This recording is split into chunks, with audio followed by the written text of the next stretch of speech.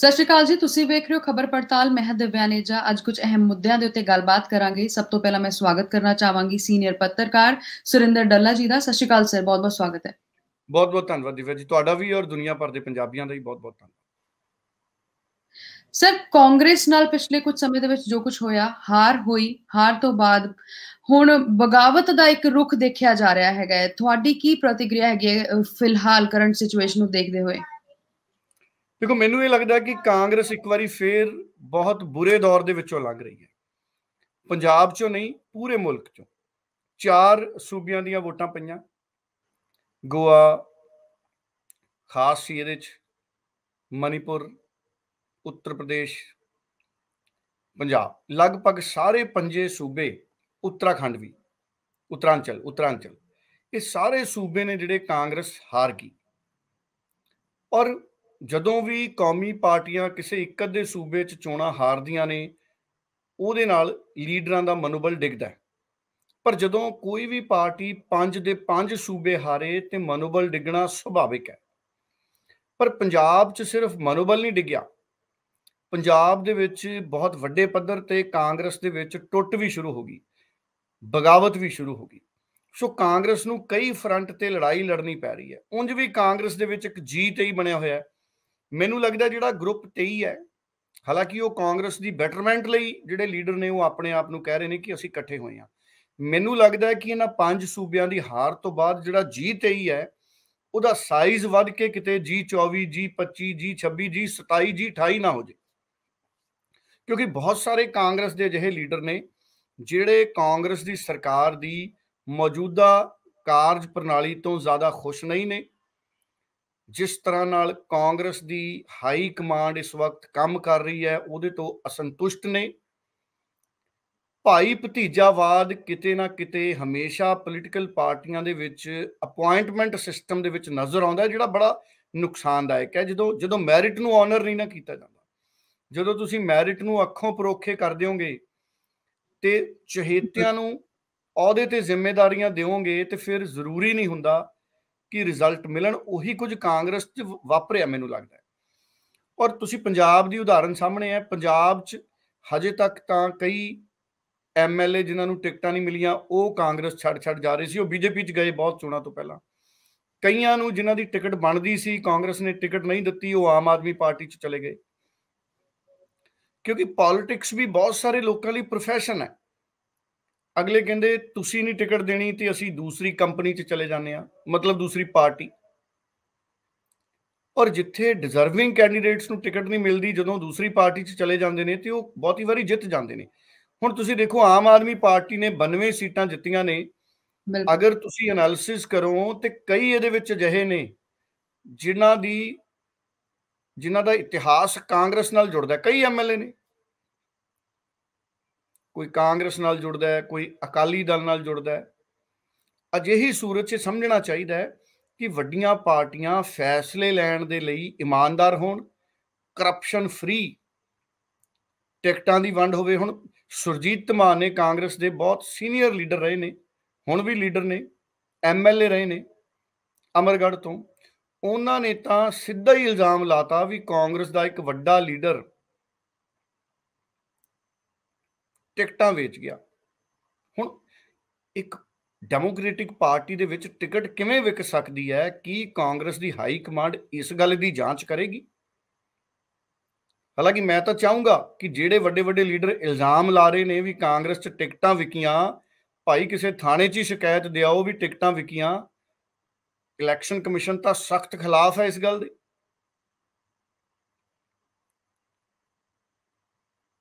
ਔਰ ਬਿਲਕੁਲ ਜਿਹੜੀ ਬਗਾਵਤ ਔਰ ਟੁੱਟ ਦੀ ਤੁਸੀਂ ਗੱਲ ਕਰ ਰਹੇ ਹੋ, ਦੇਖੋ ਅੰਮ੍ਰਿਤਸਰ ਦੇ ਵਿੱਚ ਕੱਲ ਅਰਵਿੰਦ ਕੇਜਰੀਵਾਲ ਔਰ ਭਗਵੰਤ ਮਾਨ ਇਕੱਠੇ ਹੋਏ। ਉਦੋਂ ਮਨੀਸ਼ ਸਿਸੋਦੀਆ ਔਰ ਜਰਨੈਲ ਸਿੰਘ ਹੋਰਾਂ ਦੀ ਮੌਜੂਦਗੀ ਦੇ ਵਿੱਚ 16 ਕਾਂਗਰਸ ਦੇ ਕੌਂਸਲਰਾਂ ਨੂੰ ਉਹਨਾਂ ਨੇ ਗਲ 'ਚ ਆਮ ਆਦਮੀ ਪਾਰਟੀ ਦਾ ਵੈਲਕਮ, ਉਹਨਾਂ ਨੂੰ ਹਾਰ ਪਾਏ। ਕੁਝ ਕੁ ਪਹਿਲਾਂ ਸ਼ਾਮਿਲ ਹੋ ਗਏ ਸੀ, ਪਰ ਕੱਲ ਸਮੂਹਿਕ ਤੌਰ ਤੇ 16 ਕੌਂਸਲਰ ਮੇਅਰ ਅੰਮ੍ਰਿਤਸਰ ਦੇ ਬਦਲਾਵ ਦੀਆਂ ਗੱਲਾਂ ਵੀ ਹੋਈਆਂ। ਕਿਸ ਤਰੀਕੇ ਦਾ ਉਹ ਬਦਲਾਵ ਸੀਗਾ, ਉਹਦੇ ਬਾਰੇ ਵੀ ਥੋੜਾ ਜਿਹਾ ਜ਼ਰੂਰ ਦੱਸਿਓ। ਨਹੀਂ, ਬਿਲਕੁਲ। ਦੇਖੋ ਕਿ ਜਿਵੇਂ ਮੈਂ ਉਹੀ ਗੱਲ ਨੂੰ ਅੱਗੇ ਵਧਾ ਲੈਣਾ ਕਿ ਮੇਅਰ ਪਹਿਲਾਂ ਚਲੇ ਗਏ ਆਮ ਆਦਮੀ ਪਾਰਟੀ ਕਾਂਗਰਸ ਦੇ ਛੱਡ ਕੇ, 16 ਕੌਂਸਲਰਾਂ ਦਾ ਚਲੇ ਜਾਣਾ। ਹੁਣ ਕਾਂਗਰਸ ਦੀ ਹਾਈ ਕਮਾਂਡ ਨੂੰ ਇੱਕ ਸਪਸ਼ਟਤਾ ਦੇਣੀ ਚਾਹੀਦੀ ਆ ਮੇਰੀ ਨਜ਼ਰ 'ਚ। ਹਜੇ ਵੀ ਕਾਂਗਰਸ ਦੇ ਲੀਡਰਾਂ ਦੇ ਬਗਾਵਤੀ ਬਿਆਨ ਆ ਰਹੇ ਨੇ। ਸੁਖਜਿੰਦਰ ਰੰਧਾਵਾ ਉਹਨਾਂ ਨੂੰ ਨਵਜੋਤ ਸਿੰਘ ਸਿੱਧੂ ਪਸੰਦ ਨਹੀਂ ਆਇਆ, ਤ੍ਰਿਪਤ ਬਾਜਵਾ ਨੂੰ ਨਵਜੋਤ ਸਿੰਘ ਸਿੱਧੂ ਪਸੰਦ ਨਹੀਂ ਆਇਆ। ਇਹ ਦੋਵੇਂ ਜਿੱਤ ਗਏ, ਪਰ ਜੇ ਕਾਂਗਰਸ ਹਾਰੀ ਹੈ ਤੇ ਇਹ ਜਿਹੜੇ ਦੋ ਮੰਤਰੀ ਨੇ ਇਹਨਾਂ ਤੋਂ ਵੀ ਸਵਾਲ ਪੁੱਛਿਆ ਜਾਣਾ ਬਣਦਾ ਹੈ ਵੀ ਸੁਖਜਿੰਦਰ ਰੰਧਾਵਾ ਜੀ ਗ੍ਰਹਿ ਮੰਤਰੀ ਸੀ, ਤੁਸੀਂ ਬੇਅਦਬੀ ਦੇ, ਬਰਗਾੜੀ ਦੇ ਦੂਜੇ ਮਸਲੇ ਨਿਬੇੜਤੇ, ਉਹ ਅੱਜ ਤੱਕ ਪੈਂਡਿੰਗ ਨੇ। ਨਸ਼ਿਆਂ ਦੇ ਮਾਮਲੇ ਤੁਸੀਂ ਨਿਬੇੜਤੇ। ਇੱਕ ਪ੍ਰਾਪਤੀ ਜ਼ਰੂਰ ਸੀ ਸੁਖਜਿੰਦਰ ਰੰਧਾਵਾ ਜੀ ਦੀ ਕਿ ਉਹਨਾਂ ਨੇ ਸਤਲੁਜ ਦੇ ਪੁਲ ਤੇ ਜਾ ਕੇ ਛਾਪਾ ਮਾਰਿਆ ਸੀ, ਸਾਡੇ ਕੁਝ ਮੁਲਾਜ਼ਮ ਸਸਪੈਂਡ ਕਰਤੇ ਸੀ। ਕੋਈ ਲੀਡਰ ਫੜੇ ਹੋਣ, ਹਾਲਾਂਕਿ ਵਿਕਰਮ ਮਜੀਠੀਆ ਤੇ ਜਿਹੜਾ ਕੇਸ ਦਰਜ ਹੋਇਆ ਹੈ ਉਹਦੀ ਵੀ ਜ਼ਿੰਮੇਵਾਰੀ ਕਾਂਗਰਸ ਦਾ ਕੋਈ ਲੀਡਰ ਲੈਣ ਨੂੰ ਤਿਆਰ ਨਹੀਂ। ਉਹ ਵੀ ਗੱਲ ਨਵਜੋਤ ਸਿੰਘ ਸਿੱਧੂ ਤੇ ਹੀ ਸੁੱਟੀ ਜਾਂਦੇ ਵੀ ਨਵਜੋਤ ਸਿੰਘ ਸਿੱਧੂ ਦੇ ਹੀ ਪਰਚਾ ਕਰਾਤਾ ਜੀ। ਮਰਜ਼ੀ ਦੇ ਐਡਵੋਕੇਟ ਜਨਰਲ ਆਏ, ਮਰਜ਼ੀ ਦੇ ਡੀਜੀਪੀ ਲਾਏ, ਜਿਨ੍ਹਾਂ ਦੇ ਉੱਤੇ ਕਈ ਸਵਾਲ ਵੀ ਖੜੇ ਹੋਏ ਅਪਾਇੰਟਮੈਂਟ ਤੇ, ਉਹਨਾਂ ਦੇ ਕਰੈਕਟਰ ਤੇ ਨਹੀਂ, ਉਹਨਾਂ ਦੀ ਅਪਾਇੰਟਮੈਂਟ ਤੇ, ਕਿ ਉਹ ਪੁਰਾਣੇ ਉਹਨਾਂ ਪਾਰਟੀਆਂ ਦੇ ਨਾਲ, ਲੀਡਰਾਂ ਦੇ ਨਾਲ ਕੰਮ ਕਰਦੇ ਰਹੇ ਨੇ, ਉਹਨਾਂ ਕੇਸਾਂ 'ਚ ਪਹਿਲਾਂ ਕੰਮ ਕਰਦੇ ਰਹੇ ਨੇ ਪਿਛਲੀ ਸਰਕਾਰ 'ਚ, ਜਿਨ੍ਹਾਂ 'ਚ ਹੁਣ ਉਹਨਾਂ ਨੂੰ ਤੁਸੀਂ ਜ਼ਿੰਮੇਵਾਰੀ ਦੇ ਰਹੇ ਹੋ ਔਰ ਬਾਅਦ 'ਚ ਬਦਲੇ। ਇਹਦਾ ਮਤਲਬ ਹੈ ਜੇ ਬਦਲੇ ਤਾਂ ਚੰਨੀ ਸਾਹਿਬ, ਰੰਧਾਵਾ ਸਾਹਿਬ ਨੇ ਅਗਰ ਉਹ ਐਡਵੋਕੇਟ ਜਨਰਲ ਔਰ ਡੀਜੀਪੀ ਬਦਲੇ, ਇਹਦਾ ਮਤਲਬ ਹੈ ਇਹਨਾਂ ਨੇ ਮਹਿਸੂਸ ਕੀਤਾ ਹੋਣਾ ਕਿ ਅਸੀਂ ਜਮਾਂ ਨਵੇਂ ਚਿਹਰੇ ਲਾ ਦਿੰਦੇ। ਸੋ ਇਸ ਕਰਕੇ ਹੁਣ ਸਵਾਲ ਨਵਜੋਤ ਸਿੰਘ ਸਿੱਧੂ ਤੇ, ਕਿਉਂਕਿ ਸੌਫਟ ਟਾਰਗੇਟ ਹੈ ਨਵਜੋਤ ਸਿੰਘ ਸਿੱਧੂ। ਕਾਂਗਰਸ, ਮੈਂ ਤਾਂ ਕਹਿੰਦਾ ਕਈ ਵਾਰੀ ਜੇ ਕਿਸੇ ਕਾਂਗਰਸੀ ਦਾ ਢਿੱਡ ਵੀ ਦੁਖਦਾ ਹੋਵੇ ਤੇ ਜੇ ਡਾਕਟਰ ਪੁੱਛ ਲਏ ਵੀ ਢਿੱਡ ਕਿਉਂ ਦੁਖਦਾ ਤੁਹਾਡਾ, ਤੇ ਉਹਨਾਂ ਨੇ ਕਹਿ ਦੇਣਾ ਜੀ ਨਵਜੋਤ ਸਿੰਘ ਸਿੱਧੂ ਕਰਕੇ ਦੁਖਦਾ। ਸੋ ਇਸ ਕਰਕੇ ਸੌਫਟ ਟਾਰਗੇਟ ਲੱਭੇ ਜਾਂਦੇ ਨੇ ਪੋਲੀਟੀਕਲ ਲੀਡਰਾਂ ਵੱਲੋਂ, ਬਹਾਨੇ। ਜਿਵੇਂ ਵਿਦਿਆਰਥੀ, ਜੇ ਕੋਈ ਵਿਦਿਆਰਥੀ ਫੇਲ ਹੋ ਜੇ ਤੇ ਉਹਦੇ ਮਾਂ-ਬਾਪ ਨੂੰ ਕੋਈ ਪੁੱਛ ਲੇ ਵੀ ਤੁਹਾਡਾ ਬੱਚਾ ਕਿਉਂ ਫੇਲ ਹੋ ਗਿਆ, ਉਹਨਾਂ ਨੇ ਕਹਿਣਾ ਜੀ ਮਾਸਟਰ ਨੇ ਵਧੀਆ ਨਹੀਂ ਪੜਾਇਆ। ਉਹ ਸਾਰੀ ਜ਼ਿੰਮੇਵਾਰੀ ਉਹਨਾਂ ਨੇ ਮਾਸਟਰ ਤੇ ਸੁੱਟ ਦੇਣੀ। ਹੁਣ ਨਵਜੋਤ ਸਿੰਘ ਸਿੱਧੂ ਨੂੰ ਨਾ ਟਿਕਟਾਂ ਵੰਡਣ 'ਚ ਸ਼ਾਮਲ ਕੀਤਾ ਗਿਆ, ਸਿੱਧੂ ਦੇ ਕਹੇ ਤੇ ਤਾਂ ਟਿਕਟਾਂ ਦਿੱਤੀਆਂ ਹੀ ਨਹੀਂ ਇਹਨਾਂ ਨੇ। ਨਵਜੋਤ ਸਿੰਘ ਸਿੱਧੂ ਆਪ ਮੰਨਦੇ ਇਸ ਗੱਲ ਨੂੰ। ਟਿਕਟਾਂ ਵੰਡਣ ਵੇਲੇ ਤਾਂ ਕਾਂਗਰਸ ਪਾਰਟੀ 'ਚ ਇੱਕ ਅਲੱਗ ਗਰੁੱਪ ਸੀ ਟਿਕਟਾਂ ਵਾਲਾ, ਕਹਿੰਦੇ ਉਹੀ ਟਿਕਟਾਂ ਵੰਡਦਾ ਸੀ। ਉਹ ਕਿਵੇਂ ਵੰਡਦਾ ਸੀ ਇਹਦੇ ਤੇ ਤਾਂ ਹੁਣ ਜਾਂਚ ਹੋਣੀ ਚਾਹੀਦੀ ਹੈ ਵੀ ਭਾਈ ਕਿਵੇਂ ਵੰਡਦੇ ਸੀ। ਤੇ ਜੇ ਹਾਰ ਗਏ ਤਾਂ ਕਹਿੰਦੇ ਨਵਜੋਤ ਸਿੰਘ ਸਿੱਧੂ, ਤੇ ਜਦੋਂ ਟਿਕਟਾਂ ਵੰਡਦੇ ਸੀ ਉਦੋਂ ਕਹਿੰਦੇ ਸੀ ਲਓ ਜੀ ਟਿਕਟਾਂ ਬਹੁਤ ਚੰਗੀਆਂ ਦਿੱਤੀਆਂ, ਇਹੀ ਜਿੱਤਣਗੇ। ਨਵਜੋਤ ਸਿੰਘ ਸਿੱਧੂ ਜਿਨ੍ਹਾਂ ਨੂੰ ਰਿਕਮੈਂਡ ਕਰਦੇ ਨੇ ਉਹ ਨਹੀਂ ਜਿੱਤਦੇ। ਫਿਰ ਚਿਹਰਾ ਕਹਿੰਦੇ ਚੰਨੀ ਸਾਹਿਬ ਨੂੰ ਬਣਾ ਲਓ ਤਾਂ ਕਾਂਗਰਸ 80 ਸੀਟਾਂ ਵੀ ਲੈ ਜੂ, 2/3 ਬਹੁਮਤ ਲੈ ਜੂ। ਤੇ ਜਦੋਂ ਹਾਰ ਗਏ ਕਹਿੰਦੇ ਸਿੱਧੂ ਦੇ ਬਿਆਨਬਾਜ਼ੀ ਕਰਕੇ ਹਾਰ ਗਿਆ। ਸਿੱਧੂ ਸਰਕਾਰ ਦੀ ਕਾਰਗੁਜ਼ਾਰੀ ਤੇ ਸਵਾਲ ਚੱਕਦਾ ਸੀ, ਕਿਉਂ ਨਾ ਚੱਕੇ ਸਿੱਧੂ ਕਾਂਗਰਸ ਦੀ ਸਰਕਾਰ ਦੀ ਕਾਰਗੁਜ਼ਾਰੀ ਤੇ ਸਵਾਲ। 18 ਨੁਕਾਤੀ ਪ੍ਰੋਗਰਾਮ ਦੱਸਣ ਸੁਖਜਿੰਦਰ ਰੰਧਾਵਾ ਜੀ, ਤ੍ਰਿਪਤ ਬਾਜਵਾ ਜੀ ਪੂਰਾ ਕੀਤਾ। ਸੁਖਜਿੰਦਰ ਰੰਧਾਵਾ ਜੀ, ਤ੍ਰਿਪਤ ਬਾਜਵਾ ਜੀ, ਬਾਕੀਆਂ ਤੋਂ ਵੀ ਇਹ ਪੁੱਛਿਆ ਜਾਣਾ ਚਾਹੀਦਾ, ਚੰਨੀ ਸਾਹਿਬ ਤੋਂ, ਪ੍ਰਗਟ ਸਿੰਘ ਤੋਂ ਵੀ, ਭਾਈ 18 ਨੁਕਾਤੀ ਪ੍ਰੋਗਰਾਮ ਚੋਂ ਹੀ ਦੱਸ ਦਿਓ। ਕਹਿੰਦੇ ਸੀ ਬਿਜਲੀ ਦੇ ਸਮਝੌਤੇ ਰੱਦ ਕਰਤੇ, ਇਸ਼ਤਿਹਾਰਾਂ ਦੇ ਬੋਰਡ ਛਪ ਗਏ।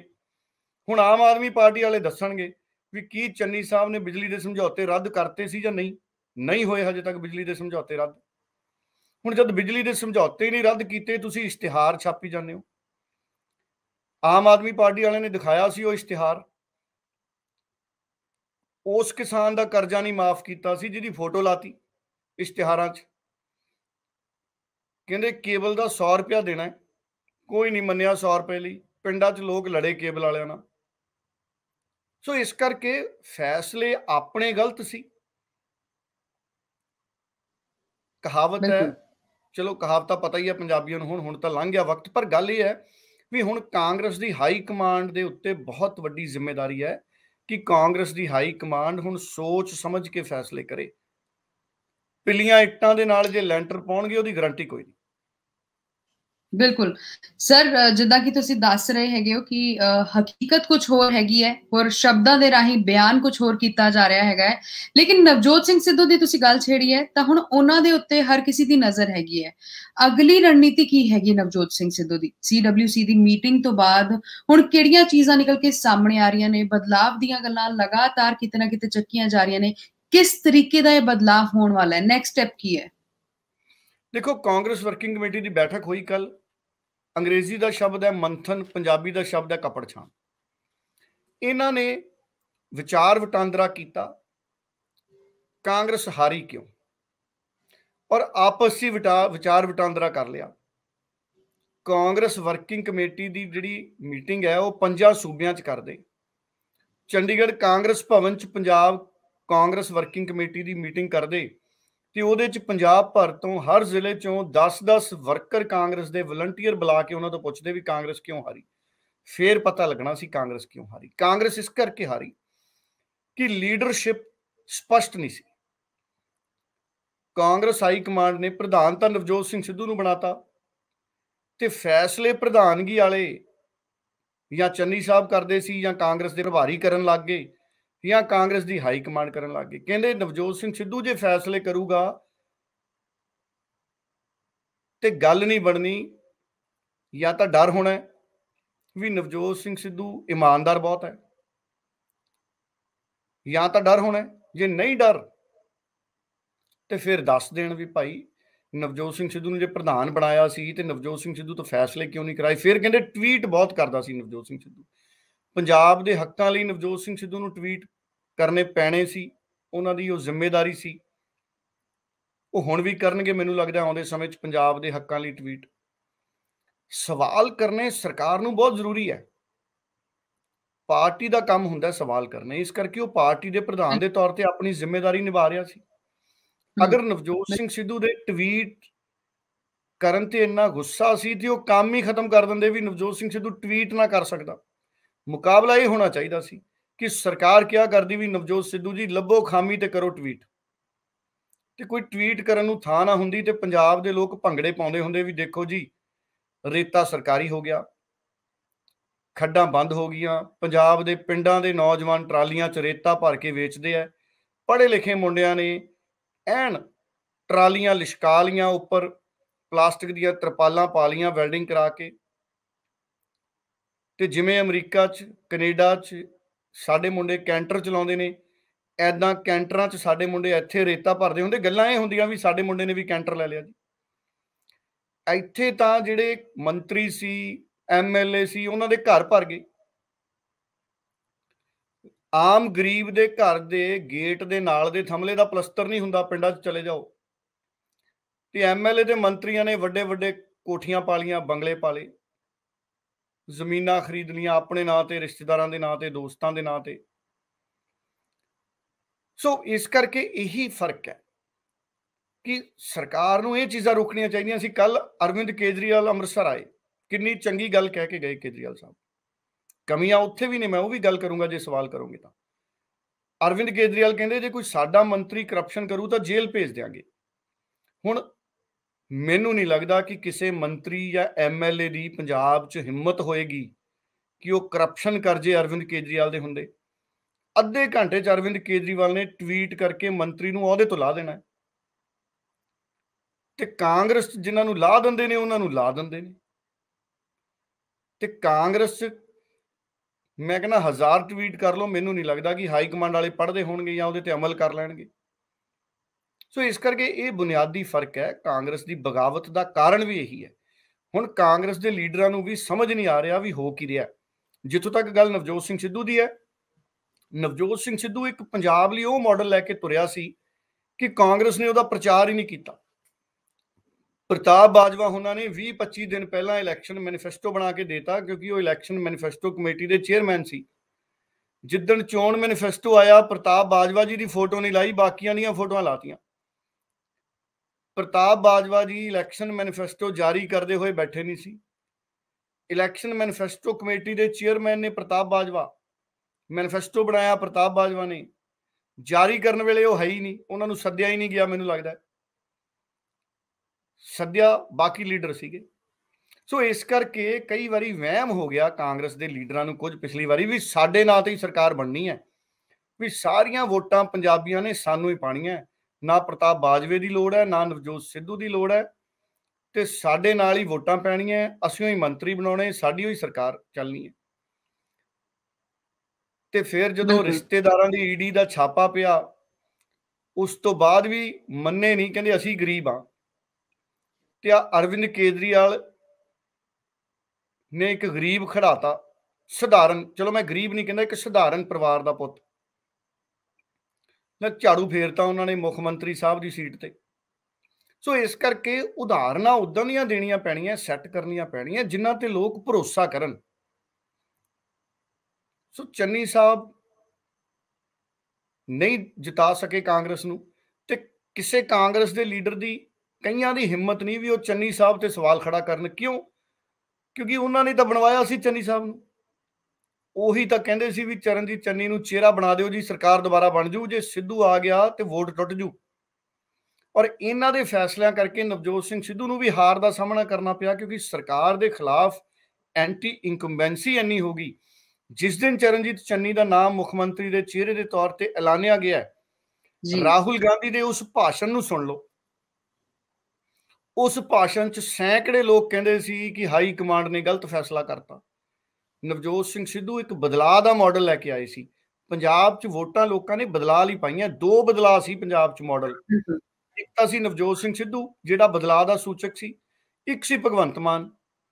ਹੁਣ ਕਾਂਗਰਸ ਵਾਲਿਆਂ ਨੇ ਨਵਜੋਤ ਸਿੰਘ ਸਿੱਧੂ ਵਾਲੇ ਬਦਲਾਅ ਦੇ ਮਾਡਲ ਨੂੰ ਤਾਂ ਭੇਜਤਾ, ਖੂੰਜੇ ਲਾਤਾ, ਤੇ ਭਗਵੰਤ ਮਾਨ ਵਾਲਾ ਰਹਿ ਗਿਆ, ਤੇ ਲੋਕਾਂ ਨੇ ਭਗਵੰਤ ਮਾਨ ਵਾਲੇ ਮਾਡਲ ਨੂੰ ਪ੍ਰਵਾਨ ਕਰ ਗਿਆ। ਜਦੋਂ ਰਸਤਾ ਹੀ ਇੱਕ ਹੋਵੇ ਤੇ ਲੋਕਾਂ ਨੇ ਉਸੇ ਰਾਹ ਜਾਣਾ। ਔਰ ਇਹਦੇ 'ਚ ਕੋਈ ਸ਼ੱਕ ਨਹੀਂ ਕਿ ਭਗਵੰਤ ਮਾਨ ਨਿਸ਼ਚਿਤ ਤੌਰ ਦੇ ਉੱਤੇ ਕੈਪਟਨ ਅਮਰਿੰਦਰ, ਸੁਖਬੀਰ ਬਾਦਲ ਔਰ ਚਰਨਜੀਤ ਚੰਨੀ ਤੋਂ ਵਧੀਆ ਮੁੱਖ ਮੰਤਰੀ ਸਾਬਤ ਹੋ ਸਕਦੇ ਨੇ। ਉਹਨਾਂ ਕੋਲੇ ਮੌਕਾ ਹੈ, ਕਿਉਂਕਿ ਉਹਨਾਂ ਨੂੰ ਮੰਤਰੀ ਸਾਫ਼ ਮਿਲੇ ਨੇ। ਉਹਨਾਂ ਕੋਲੇ ਕੋਈ ਮੰਤਰੀ ਕਰਪਟ ਨਹੀਂ ਜਿਹੜੇ ਬਣਨਗੇ, ਹਜੇ ਕੋਈ ਵਿਧਾਇਕ ਕਰਪਟ ਨਹੀਂ। ਜੀ ਬਿਲਕੁਲ। ਔਰ ਉਹਨਾਂ ਕੋਲੇ ਮੌਕਾ ਹੈ ਕਿ ਉਹ ਇਹਨਾਂ ਸਾਰੇ ਮੰਤਰੀਆਂ ਦੇ ਨਾਲ ਇਮਾਨਦਾਰੀ ਨਾਲ ਕੰਮ ਕਰਨ, ਕਿਉਂਕਿ ਕਾਂਗਰਸ 'ਚ ਕਿਤੇ ਨਾ ਕਿਤੇ ਦਬਾਅ ਵੀ ਹੁੰਦਾ। ਭਗਵੰਤ ਮਾਨ ਤੇ ਦਬਾਅ ਨਹੀਂ ਕੋਈ ਹੋਣਾ। ਸੋ ਇਸ ਕਰਕੇ ਭਗਵੰਤ ਮਾਨ ਕੋਲੇ ਮੌਕਾ ਹੈ ਇਮਾਨਦਾਰੀ ਨਾਲ ਕੰਮ ਕਰਨ ਦਾ। ਔਰ ਨਵਜੋਤ ਸਿੰਘ ਸਿੱਧੂ ਪਹਿਲਾਂ ਹੀ ਵਧਾਈ ਦੇ ਚੁੱਕੇ ਨੇ ਭਗਵੰਤ ਮਾਨ ਨੂੰ ਕਿ ਸ਼ੁਭ ਕਾਮਨਾਵਾਂ, ਮੈਨੂੰ ਆਸ ਹੈ ਭਗਵੰਤ ਮਾਨ ਤੋਂ। ਔਰ ਜੇ ਲੋੜ ਪਈ, ਅਗਰ ਸਰਕਾਰ ਗਰੰਟੀਆਂ ਤੋਂ ਭੱਜੂ ਤਾਂ ਡੈਮੋਕ੍ਰੇਸੀ ਦੇ ਵਿੱਚ ਹੱਕ ਹੈ ਵਿਰੋਧੀ ਧਿਰ ਦੇ ਤੌਰ ਤੇ, ਭਾਵੇਂ ਨਵਜੋਤ ਸਿੰਘ ਸਿੱਧੂ ਐਮਐਲਏ ਨਹੀਂ ਹੈ, ਪਰ ਪੰਜਾਬ ਲਈ ਨਵਜੋਤ ਸਿੰਘ ਸਿੱਧੂ ਦਾ ਸੰਘਰਸ਼ ਨਾ ਲੁਕਿਆ ਤੇ ਉਹ ਹੁਣ ਵੀ ਜਾਰੀ ਰਹਿਣਾ, ਮੈਨੂੰ ਪੂਰੀ ਉਮੀਦ ਹੈ। ਕਾਂਗਰਸ ਪਾਰਟੀ ਉਹਨਾਂ ਨੇ ਛੱਡਣੀ ਨਹੀਂ। ਉਹਨਾਂ ਨੇ ਕਹਿਤਾ ਸੀ ਪ੍ਰਿੰਕਾ ਤੇ ਰਾਹੁਲ ਗਾਂਧੀ ਨਾਲ ਵੀ ਮੈਂ ਤੁਹਾਡੇ ਨਾਲ ਹਾਂ। ਹਾਂ, ਰਾਹੁਲ ਤੇ ਪ੍ਰਿੰਕਾ ਹੀ ਅਗਰ ਨਵਜੋਤ ਸਿੰਘ ਸਿੱਧੂ ਨੂੰ ਵੱਖ ਕਰ ਦੇਣ, ਉਹ ਗੱਲ ਵੱਖਰੀ ਹੈ। ਬਿਲਕੁਲ। ਇੱਕ ਹੋਰ ਮੈਂ ਸਿੱਧਾ ਸਵਾਲ ਤੁਹਾਡੇ ਤੋਂ ਜ਼ਰੂਰ ਪੁੱਛਣਾ ਚਾਹਾਂਗੀ, ਖਹਿਰਾ ਤੇ ਵਰਿੰਗ ਨੂੰ ਲੈ ਕੇ। ਆਮ ਆਦਮੀ ਪਾਰਟੀ ਦੇ ਖਿਲਾਫ ਸਿੱਧਾ ਮੋਰਚਾ ਖੋਲਦੇ ਹੋਏ ਨਜ਼ਰ ਆ ਰਹੇ ਨੇ, ਕੀ ਵਜ੍ਹਾ ਨਜ਼ਰ ਆ ਰਹੀ ਹੈ ਇਸ ਦੇ ਪਿੱਛੇ? ਦੇਖੋ, ਤੁਸੀਂ ਬਹੁਤ ਮਹੱਤਵਪੂਰਨ ਸਵਾਲ ਪੁੱਛ ਲਿਆ। ਉਂਝ ਤਾਂ ਮੈਂ ਆਮ ਆਦਮੀ ਪਾਰਟੀ ਦੀ ਨਵੀਂ ਸਰਕਾਰ ਦਾ ਖੁੱਲੇ ਦਿਲ ਤੋਂ ਸਵਾਗਤ ਕਰਦਾ, ਕਿਉਂਕਿ ਭਗਵੰਤ, ਦੋ ਹੀ ਬਦਲਾਅ ਸੀ, ਸਿੱਧੂ ਤੇ ਭਗਵੰਤ ਆ ਗਿਆ। ਹੁਣ ਪੰਜਾਬੀਆਂ ਕੋਲੇ ਚੰਗਾ ਮੌਕਾ ਕਿ ਅਸੀਂ ਪੰਜਾਬ ਨੂੰ ਚੰਗੇ ਪਾਸੇ ਲੈ ਕੇ ਜਾਈਏ। ਪਰ ਸ਼ੁਰੂਆਤੀ ਕਮੀਆਂ ਤੋਂ ਬਚਣਾ ਪਊਗਾ, ਸ਼ੁਰੂਆਤੀ ਗਲਤੀਆਂ ਤੋਂ ਭਗਵੰਤ ਮਾਨ ਹੋਰਾਂ ਨੂੰ ਬਚਣਾ ਪਊਗਾ। ਔਰ ਭਗਵੰਤ ਮਾਨ ਨੂੰ ਸਾਰੇ ਅਫਸਰਾਂ ਨੂੰ ਹਦਾਇਤ ਕਰਨੀ ਪਊਗੀ ਕਿ ਕੋਈ ਵੀ ਸਲਾਹ ਮੈਨੂੰ ਮੇਰੀ ਸਰਕਾਰ ਦੀ ਛਵੀ ਨਾ ਖਰਾਬ ਕਰੇ। ਸਰਕਾਰ ਦੇ ਪ੍ਰਤੀ ਨੈਰੇਟਿਵ ਹੈ ਜਿਹੜਾ, ਉਹ ਪੋਜ਼ਿਟਿਵ ਰਹਿਣਾ ਚਾਹੀਦਾ। ਹੁਣ ਕੱਲ ਦੇਖੋ ਕੀ ਹੋਇਆ। ਕੱਲ ਅੰਮ੍ਰਿਤਸਰ ਦੇ ਵਿੱਚ ਰੋਡ ਸ਼ੋਅ ਹੋਇਆ, ਬਹੁਤ ਵੱਡਾ ਰੋਡ ਸ਼ੋਅ ਸੀ। ਕੇਜਰੀਵਾਲ ਸਾਹਿਬ ਦਿੱਲੀੋਂ ਆਏ, ਜਹਾਜ਼ ਤੇ ਆਏ, ਮੁੱਖ ਮੰਤਰੀ ਨੇ ਦਿੱਲੀ ਦੇ, ਕੇਜਰੀਵਾਲ ਸਾਹਿਬ ਉੱਥੇ ਸੀ। ਬਹੁਤ ਵੱਡਾ ਇਕੱਠ, ਬਹੁਤ ਵੱਡੀ ਗਿਣਤੀ 'ਚ ਉੱਥੇ ਲੋਕ। ਸ਼੍ਰੀ ਦਰਬਾਰ ਸਾਹਿਬ ਮੱਥਾ ਟੇਕਿਆ, ਅਰਦਾਸ ਕੀਤੀ, ਸਾਰਿਆਂ ਦਾ ਉੱਥੇ ਵੱਡੀ ਗਿਣਤੀ 'ਚ ਜਿਹੜੇ ਲੋਕ ਪਹੁੰਚੇ ਹੋਏ ਸੀ, ਸਾਰਿਆਂ ਨੂੰ ਮੌਕਾ ਮਿਲਿਆ ਦਰਬਾਰ ਸਾਹਿਬ ਮੱਥਾ ਟੇਕਣ ਦਾ। ਅਕਸਰ ਜਾਈਦਾ ਸੀ ਦਰਬਾਰ ਸਾਹਿਬ ਮੱਥਾ ਟੇਕਣ। ਪਰ ਜਿਹੜਾ ਸੁਖਪਾਲ ਖਹਿਰਾ ਤੇ ਵੜਿੰਗ ਨੇ ਕੰਮ ਕੀਤਾ, ਉਹਨਾਂ ਨੇ ਆਪਣੀ ਜ਼ਿੰਮੇਵਾਰੀ ਨਿਭਾਈ। ਉਹਨਾਂ ਨੇ ਹਾਲਾਂਕਿ ਹਜੇ ਭਗਵੰਤ ਮਾਨ ਉਹਨਾਂ ਨੇ ਮੁੱਖ ਮੰਤਰੀ ਦੇ ਸਹੁੰ ਨਹੀਂ ਚੁੱਕੀ, मनोनीत मुख मंत्री ने डेजिग्नेट सीएम, क्योंकि वो संसदीय दल के लीडर बन गए ने। संसदीय दल का लीडर ही गवर्नर नूं चिट्ठी दिंदा कि मैं मुख मंत्री के तौर पर सौं चकनी है तो सानू समा दिता जाए, मैं संसदीय दल का लीडर चक्या गया। सो डेजिग्नेटेड सीएम बन जाते हैं। सो हुण डेजिग्नेटेड सीएम है, सौं चुक के वो सिर्फ सीएम बन जाएंगे। हुण उन्होंने सलाह देनी चाहिए सी अफसरां कि अगर रोड शो करना है, देखो रोड शो तो कल तो पहला भी बड़े किए आम आदमी पार्टी ने, किसी तो पैसा थोड़ी लिया, पार्टी ने खर्चा किया। हुण सुखपाल खैहरा ते राजा वड़िंग ने पोस्टां पातियां, बयान देते, ट्वीट करता कि सरकारी बसां की दुरवरतों हुई है। मैं वीडियो देख रहा सी, फोटोआं देख रहा सी, आम आदमी पार्टी के वलंटीयर जोश च सी, बसां की छत ते भी कई चढ़े सी आप दा झंडा लैके, खुशी का मौका सी। असी भी कई बारी स्कूल कॉलेज दिव्या जी बस की छत ते बह के जाते सी, छत्तां नूं कुछ नहीं हुंदा, बसां दी लोग समान लैके पहलां अक्सर बसां दीयां छत्तां ते जांदे सी, जदों भीड़ बहुत ज़्यादा हुंदी सी, बसां घट हुंदियां सी। सर अज भी कई कई जगह हैगी इदां दी इंडिया दे विच जिथे इदां हुंदा आ। हाँ जी, हाँ जी, पर हुण ये खुशी का मौका सी कल, सो कुछ चढ़ गए होने नौजवान छत्तां ते, पर बहुतियां बसां सरकारी देखियां वीडियो च, पीआरटीसी दियां भी बसां सी। हुण सुखपाल खैहरा ते राजा वड़िंग कहंदे कि ये सरकारी पैसे की दुरवरतों की है, भी ये रोड शो तो सी पार्टी का ते बसां तुसीं सरकारी वरत लियां। वैसे मैं कल के प्रोग्राम च भी एक सुझाव दिता सी कि साडियां सरकारां नूं अजकल, क्योंकि रोडवेज वगैरह घाटे च ने, सरकारां नूं अजिही पॉलिसी बना देनी चाहिए है कि जे किसी ने विआह लई भी बस बुक करनी है तो रोडवेज की कर ले। रोडवेज च भी अजकल तो चंगियां चंगियां बसां ने ताकि कुछ आमदन आवे। और जे पोलीटिकल पार्टियां नूं रोड शो लई, रैलियां लई बसां चाहिदियां ने कि वो सरकारी खर्चे ते ना लैके जाण। हुण इह वड्डा जांच का विषय है। हालांकि सुखपाल खैहरा, राजा वड़िंग और सुखपाल खैहरा ने एक पोस्ट भी पाई, वो तो कहंदे कि डीसीआं नूं पैसे भी भेजे गए ने इंतजामां दे लई। हुण जे सरकारी खर्चे ते बसां गईयां ने, ये ना हुंदा ते भगवंत मान ते केजरीवाल दा रोड शो होर ज़्यादा चंगा हुंदा, क्योंकि सुखपाल खैहरा ते राजा वड़िंग सवाल खड़े कर गए। ये दोने वाकफ ने। राजा वड़िंग तो ट्रांसपोर्ट मंत्री रहा कुछ दिन, चंगे उन्होंने रैवन्यू वधवाया। हुण सरकारी बसां दी इस तरीके नाल वरतों तो नहीं होनी चाहिए सी, ये तो समझते हैं भगवंत मान भी, हो सकता भगवंत मान के ध्यान च ही ना होवे। सो उन्होंने पर विरोधी धिर की भूमिका नाल ही अदा करती। सो इस करके भगवंत मान उन्होंने भी बहुत सचेत होकर कदम रखना पैना है। इन्हां छोटियां छोटियां गलतियां, कमियां पक जांदियां ने। ते हुण कहंदे शहीद भगत सिंह उन्हां दे पिंड च सौं चुक समागम करना है, तो उहदा भी खर्चा मैं पढ़ रहा सी खबरां अखबारां च, वैबसाइटां ते, कहंदे 2 करोड़ रुपए का खर्चा भी हो सकता है। देखो अगर अज रोड शो कर लिया बहुत वड्डा कल, तो शहीद भगत सिंह दे थां ते अगर सौं चुक समागम करना है तो खर्चा घटा लो, हजे भी मौका है। 2 करोड़ बहुत ज़्यादा हुंदा है। तुसीं राज भवन है, उत्थे किन्ने घट खर्चे च सौं चक्की जा सकती है। भगत सिंह की फोटो तो हर थां है, पर जाना चाहिए भगत सिंह के पिंड। मैं कहना, मैं ये नहीं कहता भी उत्थे ना जाओ, उत्थे जाओ, पर उदाहरण सैट करो। उदाहरण सैट करो कि घट तो घट खर्चे च असीं जाइए। 2 करोड़ बहुत वड्डी, बहुत वड्डा अमाउंट है। साडे किसानां दे लख लख 2-2 लाख के कर्जे माफ है। शहीद भगत सिंह का नाम लैके उहदे पिंड च 100-200 किसान बुला के उन्होंने 2-2 लाख के कर्जे माफ कर देंदे ते होर वड्डी श्रद्धांजलि हो जानी सी।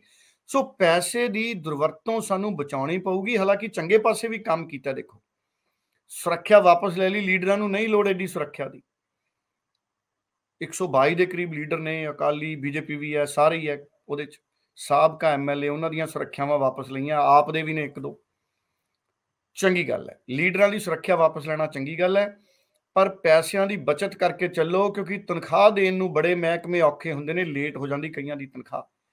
सो पर मैनूं उम्मीद है, क्योंकि दिल्ली च केजरीवाल साहब बैठे ने, उन्हां कोले तजर्बा है। हौली हौली भगवंत मान होनी आप जदों फैसले लैण लग जाणगे मुख मंत्री बन के, अफसरां ते जिहड़ी है निरी पूरी निर्भरता ना करो। अफसरां नूं टारगेट दिओ भी असीं 10 लाख च प्रोग्राम करना है, ਜੇ ਉਹ ਕਹਿਣ ਵੀ 2 ਕਰੋੜ ਲੱਗੂ, ਉਹਨਾਂ ਨੂੰ ਕਹੋ 10 ਲੱਖ 'ਚ ਪ੍ਰੋਗਰਾਮ ਕਰਨਾ, ਦੱਸੋ ਕਿਵੇਂ ਕਰੀਏ।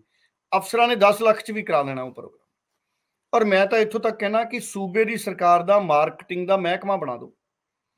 ਇਹੋ ਜਿਹੇ ਜਿਹੜੇ ਪ੍ਰੋਗਰਾਮ ਕਰਨੇ ਨੇ ਨਾ, ਵੱਡੀਆਂ ਵੱਡੀਆਂ ਕੰਪਨੀਆਂ ਤੋਂ ਸਪਾਂਸਰਸ਼ਿਪ ਲੈ ਲਓ, ਉਹਨਾਂ ਨੂੰ ਕਹੋ ਤੁਸੀਂ ਆਪਣੇ ਬੋਰਡ ਵੀ ਲਾ ਲਓ ਜੀ, ਝੰਡੇ ਲਾ ਲਓ ਆਪਣੇ ਵੀ, ਤਾਂ ਕਿ ਸਰਕਾਰੀ ਪੈਸਾ ਨਾ ਲੱਗੇ, ਸਰਕਾਰੀ ਖਜ਼ਾਨੇ 'ਚ ਪੈਸਾ ਆਵੇ ਜੀ।